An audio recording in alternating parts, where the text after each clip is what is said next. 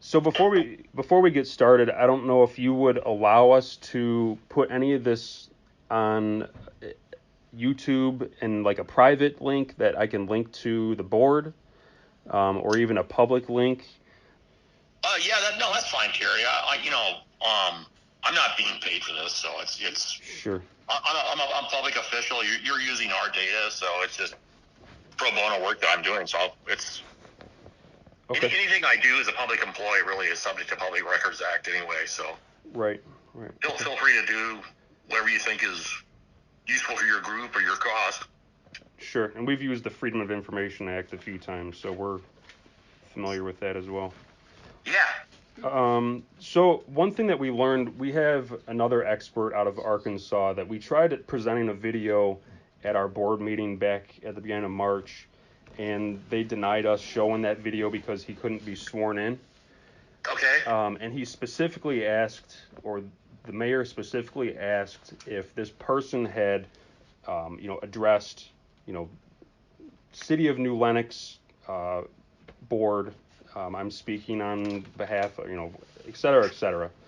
Yeah. Just that the statements that are being made are directed towards them and anyone else that might be interested, but on this project specifically.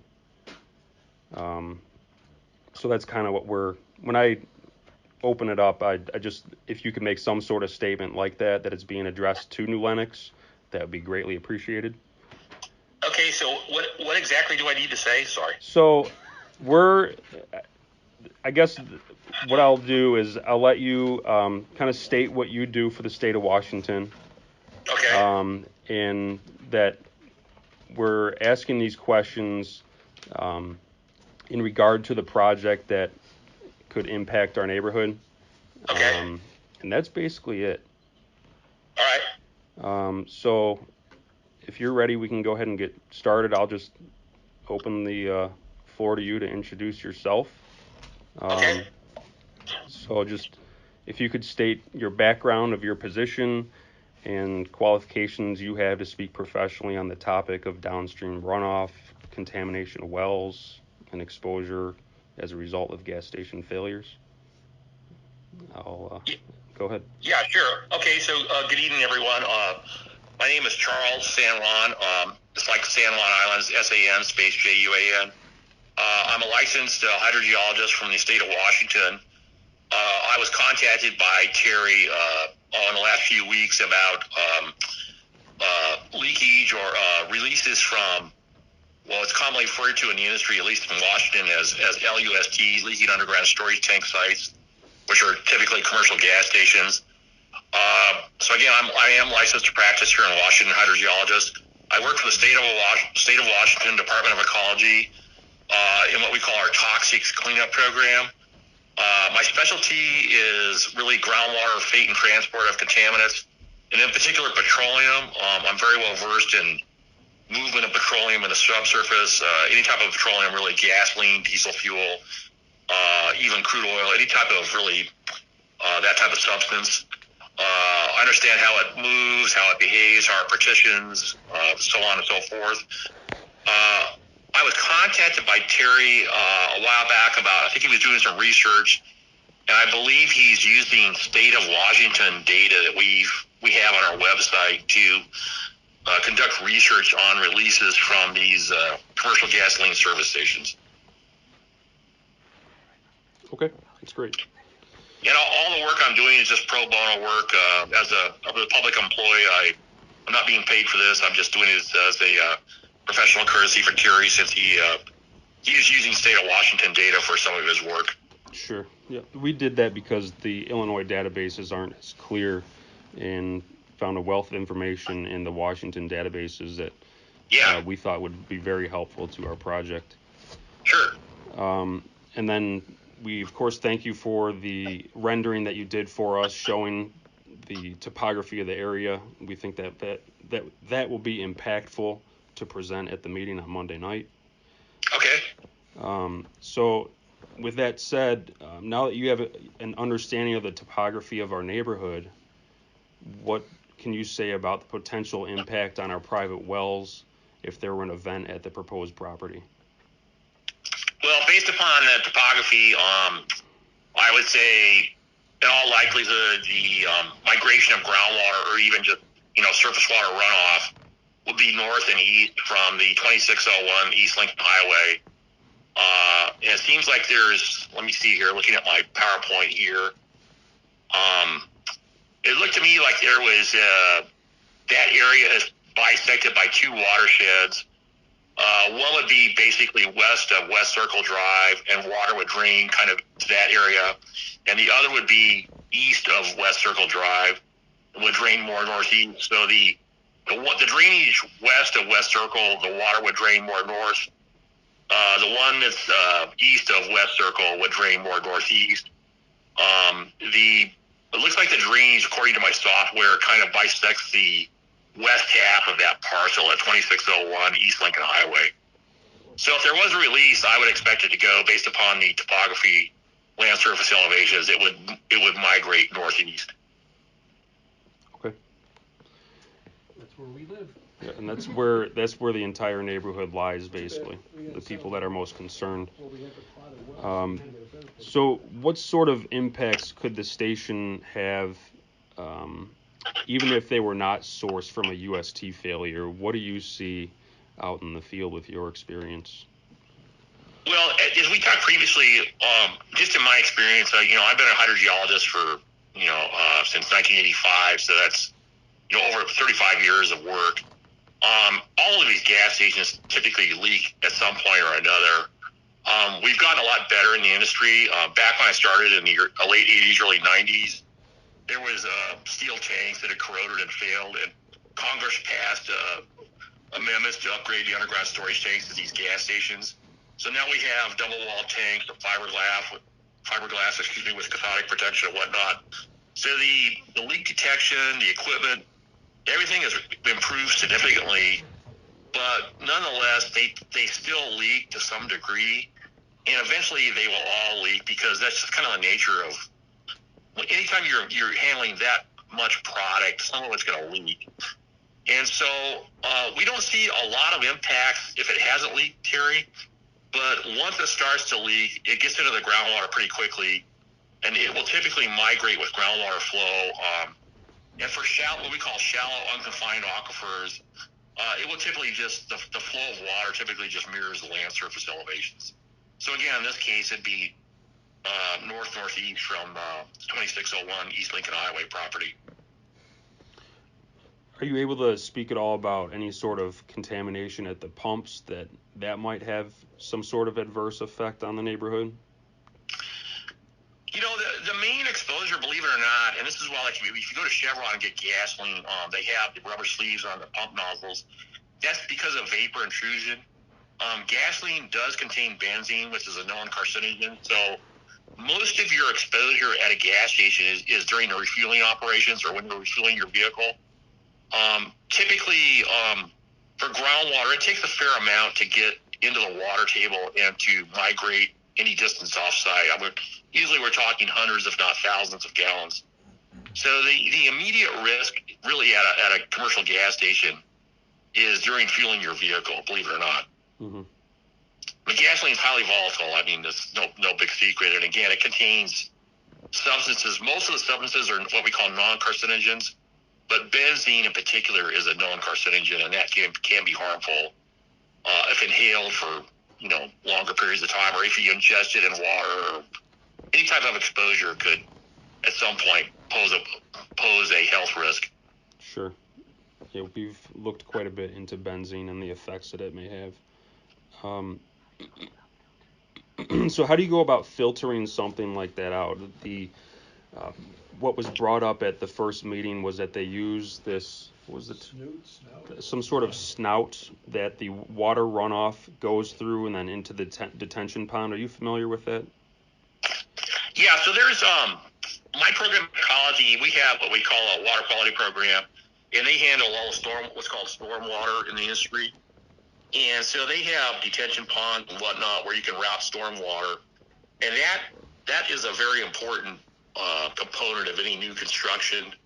Obviously, once you start adding asphalt and pavement and prevent rainwater from infiltrating the ground naturally, you're going to create some runoff problems. So that's why you have these surface water impoundments. And obviously, Terry you and I talked about climate change. And what we're seeing with climate change now on the hydrograph, so to speak, is that you get these more intense rain periods followed by much more intense dry cycles. So instead of kind of getting a normal fluctuation like you'd see from summer to winter and whatnot in terms of rainfall or snow or whatever, now we're seeing, what we call these superstorms, where you get these huge dumps of either rain or snow, followed by, in many cases, dry cycles. For example, in Washington, a couple of summers ago, we had 2 months of no rain, which for this area over the summer is just unheard of. But we're also getting days here in Washington where we get 3 to 5 inches of rain in one day, and that again is due to climate change. So the impact on rainfall of climate change has been significant, and that's why these surface water impoundments and whatnot are very important for managing stormwater. And what do you feel the effectiveness of those systems are with that mass amount of water? Are they able to operate effectively and filter all those contaminants out? That's a really good question. Unfortunately, I would say it really depends upon how they're designed and whatnot.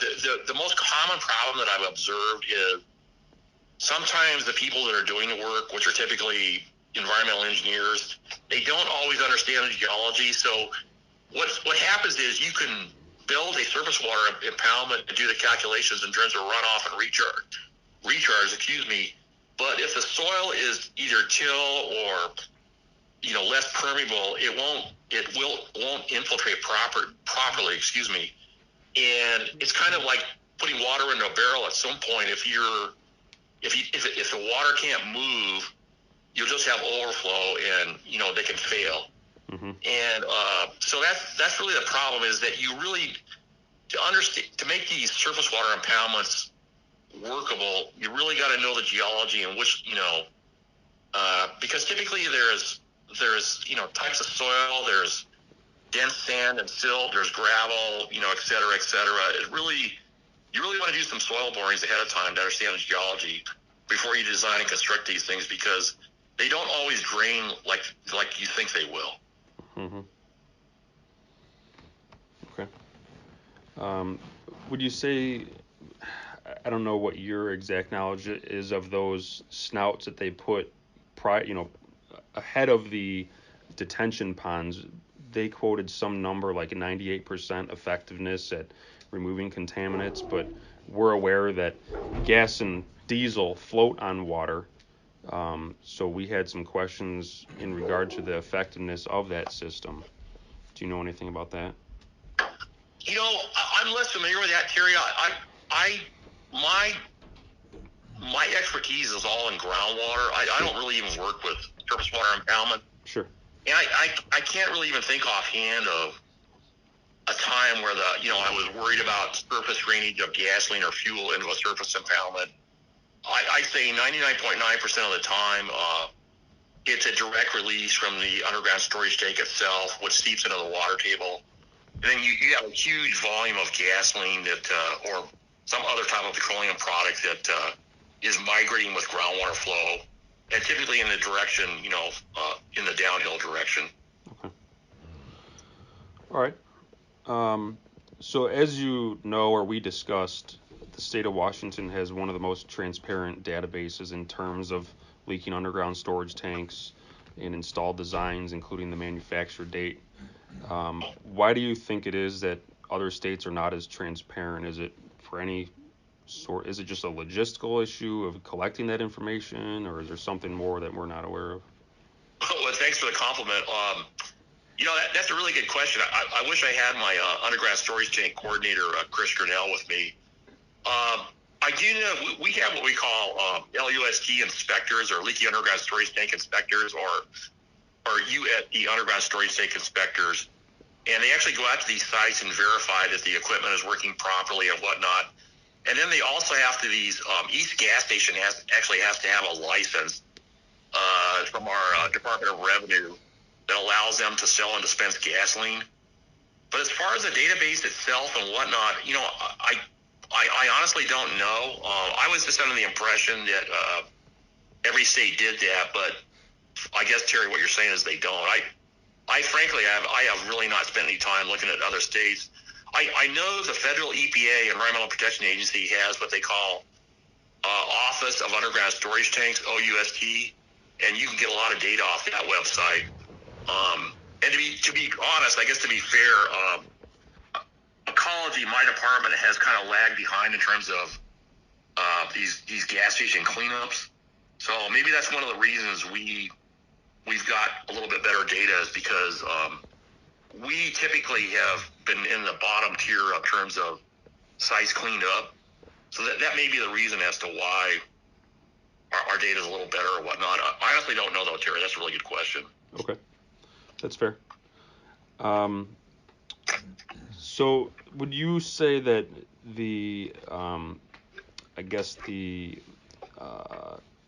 would you say that your database could be translated well to other states? I know, you differ greatly from states like Arizona and Texas because just the ground is very different. But more specifically, Illinois and our project, how do you think that translates based on regulations of tank and install design, subterranean features, and overall land topography? I think Washington is very similar to Illinois. I used to work in Michigan for DEQ, so it's been glaciated. I'd say it's very similar climate, similar soils. So I think I would expect, at your particular location, I'm almost certain there's some type of shallow water table, probably with a deeper aquifer for public supply wells. In terms of the regs and whatnot, most of the states, because of the federal mandate, almost all the states have, the modern leak detection, double wall fiberglass tanks, so on and so forth. So I think just about everybody, Terry, is up to par in terms of leak detection and whatnot. Most of the newer gas stations really are actually pretty good compared to, again, 1990 when I started. Kind of the big bugaboo, though, Terry and I, you talked about this, but I believe in Europe they keep fuel above ground, but here in the United States they don't because of fire code. And that's really, it's kind of comical that, the difference. But unfortunately, when you have a tank below ground, you really can't see what's going on, and that's part of the problem with these things. They're just they can be ticking time bombs, because a pencil-sized hole can leak out gasoline at, a small amount, and over a time frame of years, that can become a big problem. Mm-hmm. Sure. I don't know if I answered your question directly there, Terry, but bear with me. In terms of numbers, our county, Will County, over the last 5 years has had 250 UST leaking incidents. Is that kind of normal for a county? I don't know what our size is in terms of population, but did you hear all that, Charles? Yeah. Okay, so just for reference, for Washington, we have about in terms of what we call, quote, cleanup sites, this program that I work in, we have about 12,000 cleanup sites of various. Some are completed, some are done. Of that 12,000, about half of those are these gas station sites, about 6,000, and we still have about 2,000 or 3,000 that we're working on. And I think there's like 41 counties in Washington. So really, to be quite honest, it's really a function of population density and highways and whatnot. Terry and I were talking before this call about kind of, because of COVID, a lot of people are moving back into the suburbs or even into more rural areas, which I think is going to lead, unfortunately, or maybe fortunately, depending on how you look at it, more gas stations along these highways, because people are going to be moving out from the city because they can work remotely. So that type of density, 250 per county is, I don't know, here in the Puget Sound, we would probably have that easily. But in the eastern part of Washington, we would have a lot less per like county or per square mile or whatever unit land area you could refer to. Yeah, we're about 50 miles southwest of Chicago, so. Yeah. I would say that's really not all that unusual. I would look at the whole state, and I've actually mapped them out here in Washington. You just see a huge cluster of points, basically from Tacoma up to Seattle, and then it just thins out from there. It's along the I-5 corridor. Mm-hmm. So I would expect, same thing in Illinois. You'd have a huge cluster of UST sites around Chicago, and then kind of thinning out from there. Yep. Yeah, that's Okay. I was just curious at how we compared. You mentioned that The only thing they really track, to try and answer your question, is they just track total amount per state. I don't think they really look at, spatially by county or by area or by cluster or other metrics, but that can easily be done. It's no problem at all to figure that out. Okay. What we noticed with the Casey's company in the state of Illinois, in the long term, they've had like 99 incidents of leaks, and that's over probably close to, I think, was that a 30-year? Yeah. Yeah, we went back to 1990.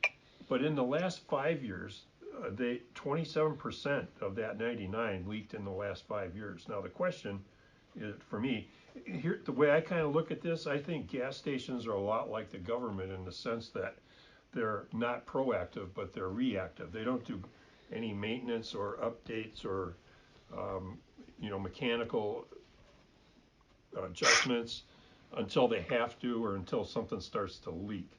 So the question is, if they have 100 leaks in 30 years and then they have all of a sudden 27 in 5 years, what's the concern? I mean, is it because the equipment's getting old, or is it because somebody's not paying attention to what they're supposed to be doing? I would say more often than not, it's a combination of the two, but just generally in my experience, and having started again in the late 80s, early 90s, typically it's the owner-operator that is probably not paying attention, probably not keeping up on the maintenance. I mean, it's just it's like anything, owning a car, your house, or whatever. If you don't take care of it, you're gonna start to have problems. And unfortunately, with these gas stations, that's just all too common. They'll let the equipment go. They won't get the right inspections, so on and so forth. And before you know it, you have a big problem. And how often do you see them making upgrades on their own will? I guess, well, major corporations. No, yeah. It would. I wish our underground storage tank people were here. I would say they do it fairly often. I don't know if it's because at their own will or if Ecology gets on them, but they're actually have been pretty good about it. Yeah. But at the end of the day, like I keep saying here, despite all the modern equipment and all this stuff, eventually these things are going to leak. It's just really a question of how much. That's really, as a hydrogeologist working on these things for 35 years, they all leak. It's just a question of when and how much. In terms of our ongoing battle with the town council and the gas company itself, is there an argument that we can put together about the maintenance programs that they may or may not have, and maybe we can get some information from the corporation on what exactly their plan looks like? I don't know. I mean, but would that be a normal or a question that you think we should ask? Well, what I would consider is familiarize yourself with the Illinois state law on underground storage tanks and what exactly they have to do. Because, Ecology, we have an entire regulation dedicated to USTs, and, the way they have to be constructed, the inspections, so on and so forth. But I can tell you just kind of high level, nearly all the modern requirements are actually pretty good.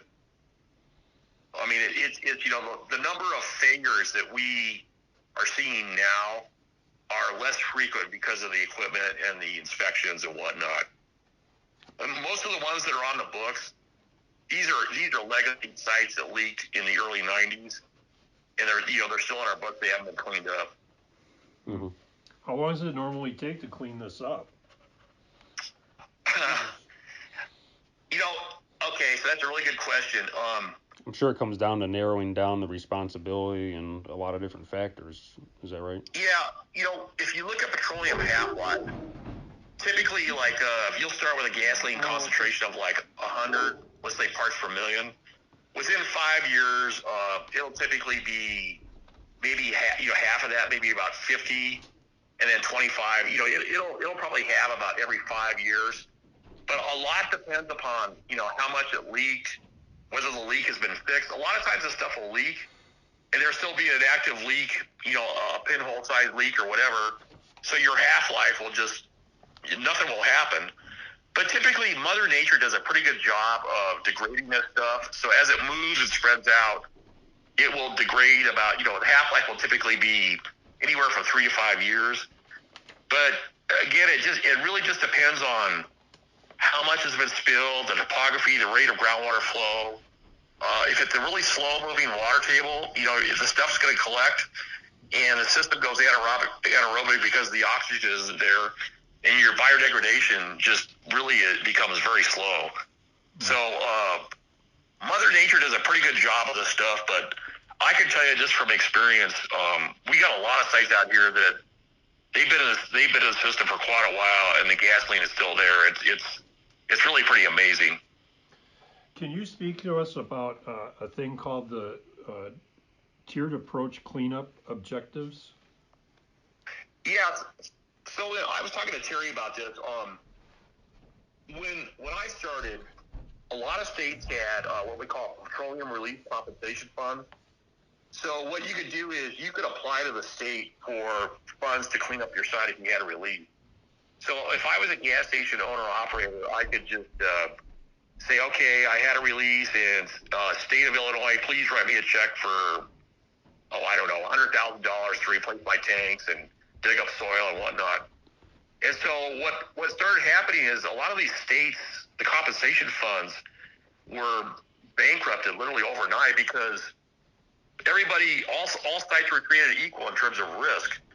And so what the industry decided to do was adopt what we call risk-based corrective action, or the industry term is called Rebecca. So it's kind of a risk prioritization scheme. And so what you do is you say, okay, maybe this gas station over here, which is in inner city Chicago, which is on soil that's really dense and there's no public supply wells nearby, that really doesn't pose much of a risk. But maybe this one out here in New Lenox, where there's public supply wells nearby and there's a really steep land surface and whatnot, that poses more risk. And so we'll focus our cleanup efforts on that. But the whole idea was to prioritize these sites. California's tank compensation fund has been bankrupted twice. I know South Dakota's had problems. Michigan, where I used to work, had problems. Back in the day, some of these guys where they were buying hot tubs with their money and doing stuff that they really shouldn't have been doing. So there was some fraud in it. But I think the industry is wised up to that, and they're trying to use the money in an effective manner. So who's in charge of the tiered approach then? I mean, who sets the rules? Okay, so in my department of ecology, we used to manage all these gas stations, but it's been turned over to the people that manage. We don't have a compensation fund, but we do have a program here at Ecology that manages the insurance for these sites.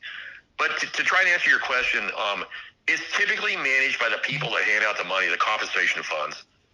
So if they have a compensation fund, the state, that department that's passing money out to petroleum for cleanup, those are the ones that manage and regulate these sites, the cleanups. Okay, so does that slow down the cleanup process at all if they have this tiered approach and you have to make application to get the money and then prove that your ground conditions are at a certain level in order to get a certain amount of money? How does that slow down the process? It has created enormous problems, and because of that, and I think California really led the way. Because of all these bottlenecks and all these slowdowns, California just finally said, okay, look, if you're an active gas station, we're not going to even bother with you. If you have a release, you're still operating, you can't even go into our system to apply for cleanup. However, if you're closed, then you go through what they call their low threat closure policy, and they have some criteria to look at to close these sites out to kind of break up the logjam. So as I understand it, this low threat closure policy has really been pretty effective at kind of removing the bottlenecks and getting the system going. But not every state has done that. And just here in the last year here in Washington, we've actually created what we call an expedited process for cleanup of these sites where you can actually pay the state to review your site. And then we can review it within 90 days and make a render an opinion letter. But that historically has been a big problem. There's been a lot of people waiting in line. It's kind of like going to the state for your driver's license. We've had major problems with that, and it has been an issue over the years. Okay, great. Answered my questions. Thanks. Yeah, thank you. Charles, I just wanted to ask one question about, you mentioned this when we talked previously, that to get onto your database or the Washington database, there just has to be evidence of a leak. Yes. What sort of magnitude of leak, or the size of leak, are you seeing as common, or what's the frequency of a large leak in some of these modern designs? In the modern designs, I would say the leak is a lot less. But historically, typically what will happen is, they got these gas stations everywhere. So they'll go out there with a contractor and a backhoe, and they'll start digging up the pavement and dig out the tanks, and they'll look in the bottom of the excavation pit to see if there's any clear evidence of a gas leak release. Typically, if there's a leak, it stinks like how you have it, and there's obvious signs of petroleum release like gasoline. Mm-hmm. But a lot of times there isn't, and so it's kind of like a judgment call. So what they'll typically do is they'll take some samples, soil samples, and they'll send them to the lab and just try and find out if in fact there was a relief. Was there a release? And if there was, then they'll say, okay, there's been a release here and it's reported to Ecology. Unfortunately, though, I've seen a fair amount of what I call gamesmanship on this. It's really not rocket science. It's usually just looking at the tank, you can tell if there's been a leak because there'll be rusted holes in it and whatnot. And if you go to various states or even EPA, you could just see, or even Google leaky underground storage tank images. Mm-hmm. You'll see tank after tank of holes and all kinds of stuff. But typically what happens is they'll dig the tanks out physically, look at them, inspect it, and just test the soil and groundwater. And if there's evidence of a release, then they'll go ahead and report it. But again, I would say most of at least here in Washington, the vast majority of sites on our books are what I call legacy sites. They've been out there for more than 20 years. And so these are releases that occurred in the 90s. And they're just monitoring and what I call feeding the parking meter because they don't really want to pay for the cleanup. Right. Would you say that we're maybe still in some sort of maybe honeymoon phase on this dual tank design where we could see a large amount of leaks in the near future? That's a really good question. I don't honestly know. I don't know enough about that stuff to really say. Yeah. But for what it's worth, most of these petroleum companies, in the industry parlance, they're called these gas stations are called quote downstreamers because they're downstream of the refinery. So, quite honestly, most of these gas stations make their money off of pop and soda and candy and cigarettes and chewing tobacco and all that kind of stuff you can buy in there. And the profit on a gallon of gasoline is only 5-10 cents, whatever a gallon, or they have what they call zone pricing. But nevertheless, it's to their benefit to not lose this gasoline, not have an environmental problem, et cetera, et cetera. So they're actually pretty motivated not to have a release because 30 years of work and experience has taught us that we know that once you have a release, it's very costly to fix. And so I would say most of them are pretty motivated not to have that happen. But unfortunately, there are those that don't pay attention, so on and so forth. But as far as that dual tank design, I just don't know enough about that stuff to really say. But I do know that there has been a lot of thought and energy and time put into modern, quote unquote, design, and I think it's probably about as good as we can get for now. Short of keeping them above ground. I mean, if I was king of the universe, I would put all these tanks above ground. You would have zero leaks because you could see it. Sure. But again, our fire code policy here in the U.S. is not to do that. Right. I just have one more question for you, and then a couple others have a few. Okay. In Illinois, no UST can be installed within 200 feet of an existing well. How do you feel about that boundary, and would you ever feel comfortable with that? Okay, that's a really good question. It really depends on. Well, first of all, that's a good policy, but I would say 200 feet really isn't enough. One I can point you to that's just is an example of what happens when a gas station leaks is go to your Google site and Google the Santa Monica, California, the Charnock well field, which is a sandstone aquifer, and that particular the city water supply, the public supply system, was contaminated by literally 4 gas stations on a corner, and these gas stations leaked in the late 90s, early 2000s, a chemical known as methyl tert butyl ether, or MTBE. And so I think I was talking to Terry about this, but back in the early 2000s, this methyl tert butyl ether, which was what we call a fuel oxygenate, that had been added to gasoline for air emission reasons. But unfortunately, it was highly soluble in water. So when gasoline was released to groundwater, we started seeing this MTBE everywhere, and it started getting into city well fields. And Charnock was the poster child for what happens when gas stations leak. So unfortunately, there has been a lot of cases where gas stations will leak and they've impacted public supply wells. And as I explained to Terry, once that stuff gets in the ground, it's extremely difficult to get it back out, and it takes a long time. Short of physically digging it out, once it gets in there, it can be a real problem. Terry, my name is Walter. I'm one of the people in the group. And yes. I'm sorry, Charles. Sorry about yes. that. I do remember your last name, by the way, is very cool.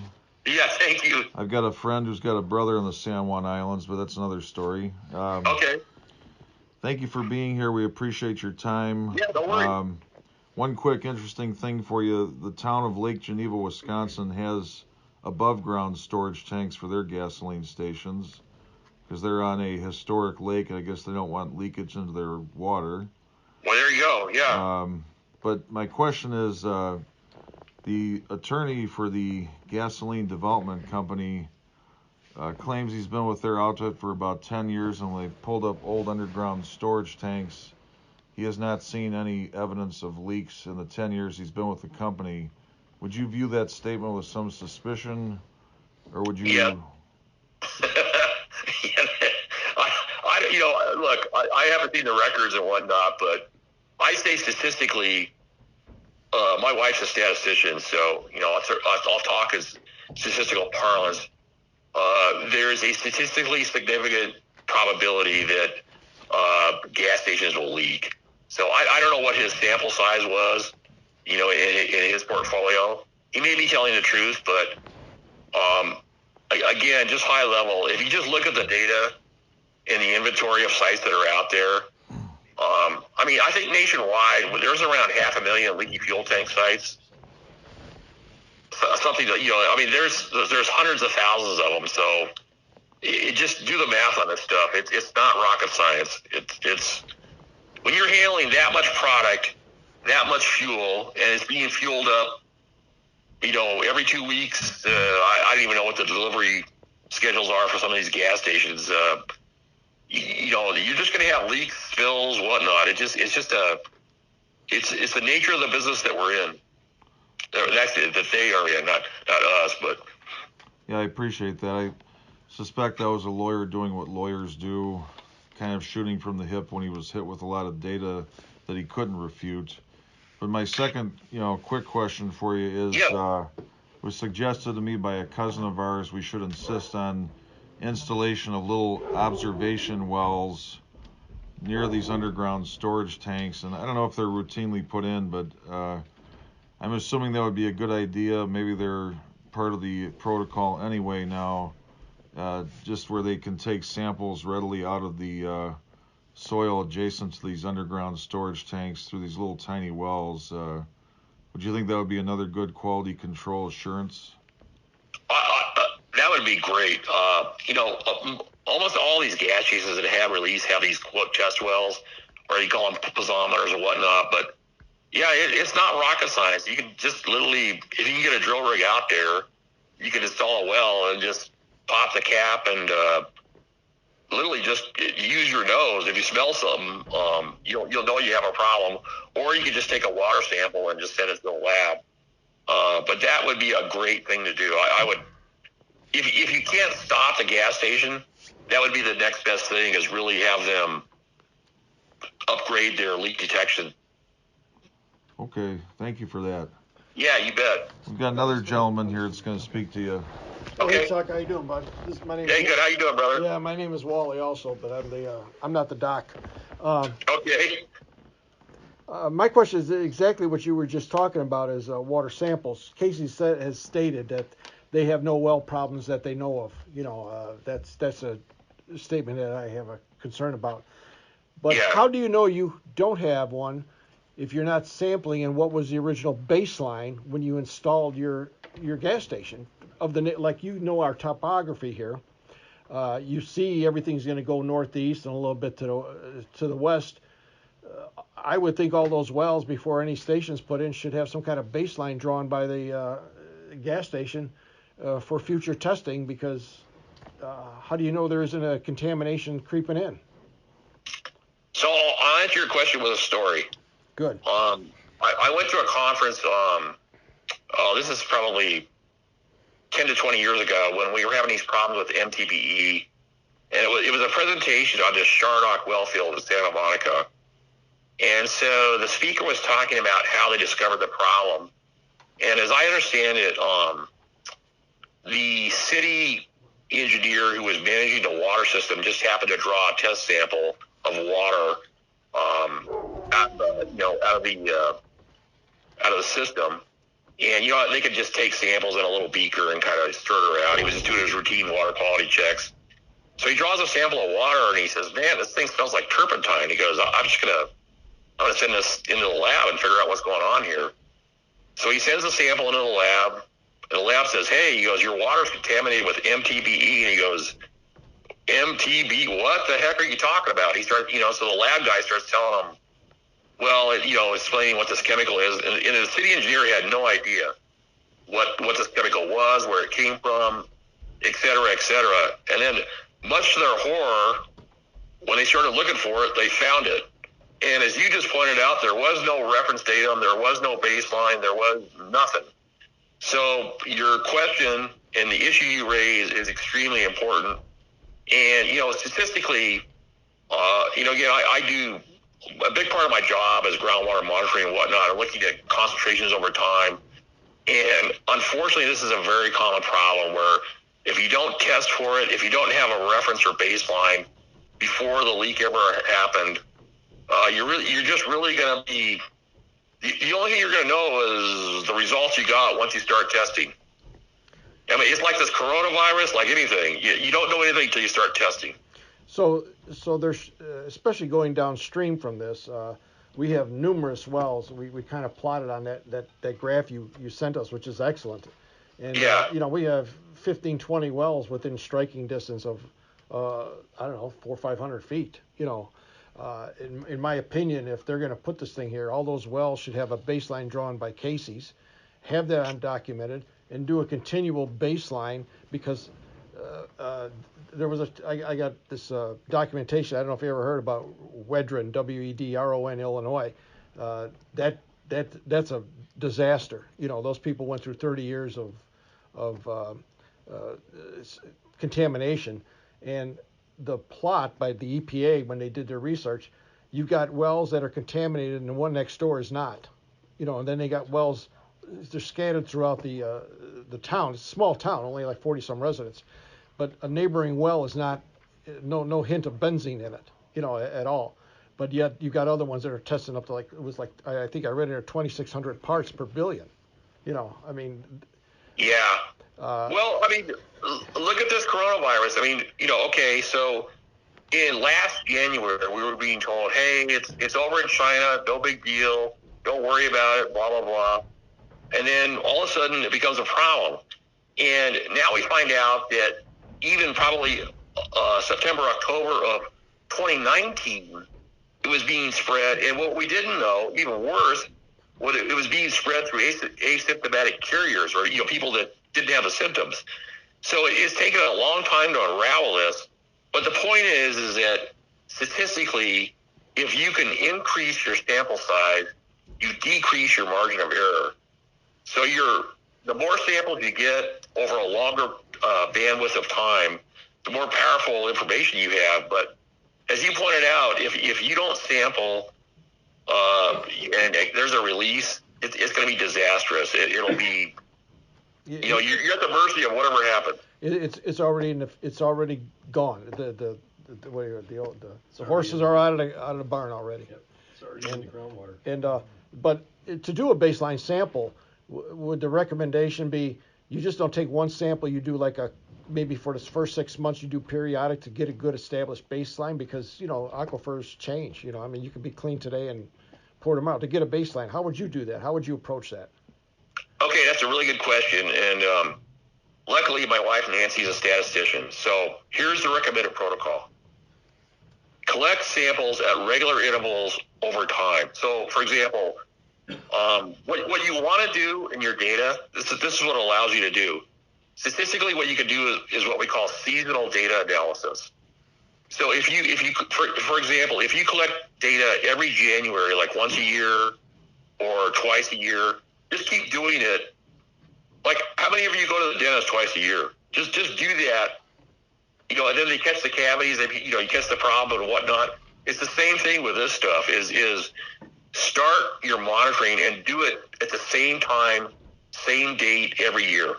Just pick it really doesn't matter, what month or whatever. Just start doing it at regular intervals over time. And then if you see an uptick in something that's not supposed to be there, now you're proactive and you can, I don't know, shut them down or whatever it is, I guess you could do, and figure out what's going on. The biggest problem I have in the data that I get is it's not collected the same. It's the frequency of sampling that's the problem. And frankly, some people will go, oh, well, man, I got a problem. I'm going to sample every day for the next month. Well, that doesn't really tell you anything. It's the bandwidth of time that becomes more powerful. Okay. So if you have 10 years of data and you sampled annually for 10 years, that's a great data set. Okay. But 10 samples over 6 months, I mean, the time is really the time and frequency consistency is really the big thing. Okay, I mean, I guess that's something we could kind of push or pressure. The distance. Well, I mean, if you were looking at something in this, this topography we have here, what would you think should be a valid distance from the tanks, from the pumps, etc.? I mean, 500 feet. I mean, what would you recommend if that was something that we push towards or insist? Would you recommend just a 200 to 500, 1,000? I don't know. I mean, because you can see the slope going northeast. Yeah, exactly. Yeah. Okay. California says that if there's no wells within 500 feet, you're basically home free in terms of a low threat closure policy. That's kind of a rule of thumb. I think that's frankly not the best, but I would say I would definitely want some test wells within 500 feet of that gas station, and on the downslope side. Yeah. And frankly, the closer the better. I mean, really, if you can swing it. Yeah. I mean, that's. I guess that's. We have that problem. They're called homes. Yeah. Well, we do have wells. They're called homes, but yes. But how do you, because by the time the sample, when you detect it through smell or whatever, it's already out of range. You know, I mean, it's already out of range. You know, the parts per billion become, you know, when you're smelling it, it's parts per million. You know, and now you're already talking. How long have you been in that hazardous zone, ingesting that? Yeah, you know, just again, I'll say this with a caveat. I'm totally on your side here for this group, but because MTBE was such a problem, basically everybody has outlawed MTBE, and you know, most states, including Washington, we've banned the use of MTBE. So once we got rid of MTBE, we're seeing a lot less impact of public supply wells. Typically, these petroleum plumes don't migrate that far, but they if you spill it up, it'll create a big problem. It really just depends upon, again, the topography, the permeability of the soils, the rainfall. You know, just so many factors come into play. But I would say, in this case, I would say it's more high risk because, you know, you got a gas station literally on top of private supply wells. So that would, to me, would definitely, if you could get into to have some piezometers or test observation wells within, you know, a few hundred feet of that gas station, that would be ideal. And then sample them like once or twice a year, which, by the way, that really doesn't cost a lot of money. Like the gas station analysis here in Washington for gasoline is around $100 or $200. It's pretty cheap. Okay, well, no, that's all I got, Chuck. Anybody else got any questions? Thanks, Chuck. Yeah, thank you. Charles, my name is Andrew. I do have one question for you. And again, thank you very much for your time tonight. You're awesome. Sure. We also have been talking to the director of the Resilience Center, which is based out of the University of Arkansas at Lafayette. And one thing he was telling us about the newer construction on the underground storage tanks, besides, like, you know, the double tank or the double wall or whatever, was about the actual safety mechanisms that are supposed to, you know, whatever, trigger the computers or whoever or whatever if it detects a leak. You know, and he was basically saying, you know, obviously the attorney for the Casey's gas station was saying, oh, these never fail, they're so reliable, you know, we're out there before the alarm even goes off, etc.